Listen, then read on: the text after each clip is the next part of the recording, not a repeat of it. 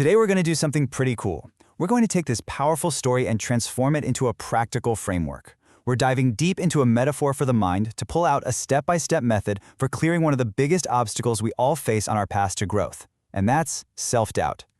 So, I want you to picture your mind, right now, as a really busy metro station. You know the scene. There's a constant stream of people, a chaos of announcements and conversations, and you can almost feel the weight in the air.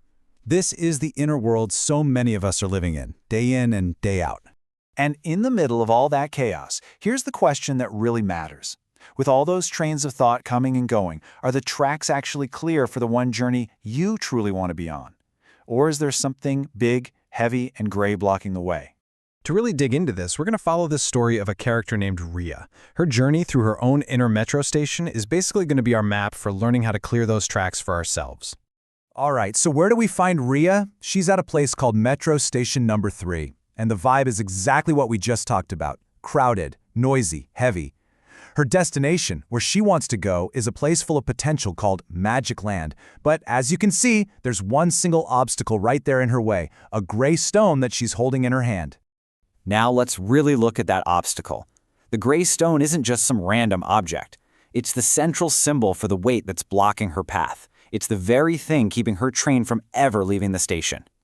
The story gives the stone a name, self-doubt. It's described as cold and heavy, which is such a perfect metaphor for those nagging thoughts and limiting beliefs that keep us from reaching for what we really want. You know, it's that internal voice that whispers, "You're not good enough," or "What if you fail?" And here's where it gets really interesting. When Rhea actually stops and listens closely to the stone, it reveals its true motive. It whispers to her, "I kept you small so you shouldn't get hurt." And wow, what a profound insight, right? Our self-doubt so often comes from this misguided attempt to protect us, to shield us from the pain of failure or rejection. So Rhea has identified this heavy stone, and she's understood its message, that it's trying to protect her, but it's also limiting her. But she doesn't try to smash it or just throw it away. Nope. Instead, she begins what the story calls a clearance process. And this right here is where her story becomes our instruction manual. From what she does, we get this really clear 5-step method. Let's walk through it. First up, step 1, identify the symbol. You have to actually see and acknowledge the gray stone of your own self-doubt. Step 2, listen to its message. Get curious about why it's there. Step 3, choose your tool.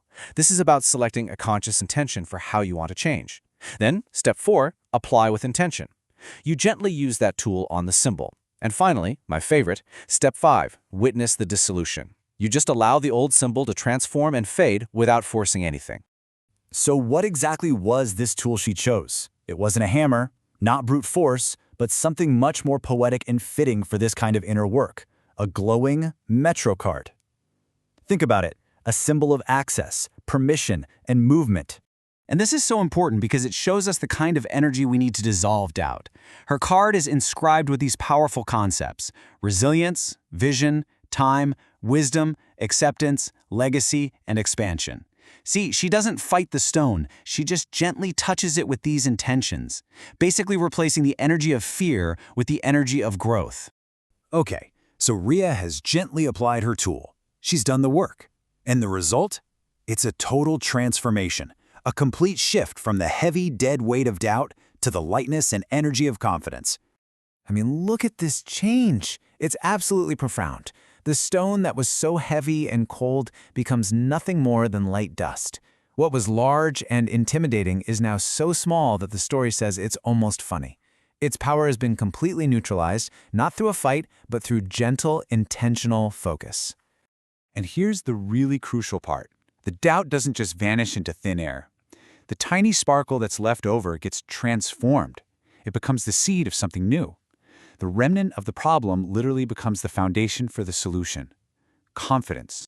So the tracks are clear, she has this new confidence. What happens now? Well, with the obstacle gone, an entirely new possibility can finally open up for Rhea. A brand new train can pull into the station. And just notice how different this new journey feels. A new metro pulls in, and it's literally labeled Next Level. The doors open quietly, there's no force. The train moves smoothly, it's not rushed. But the most important shift is this. She is no longer leaving from a place of fear. Her new departure point is vision. And this right here is the big reveal of the whole story.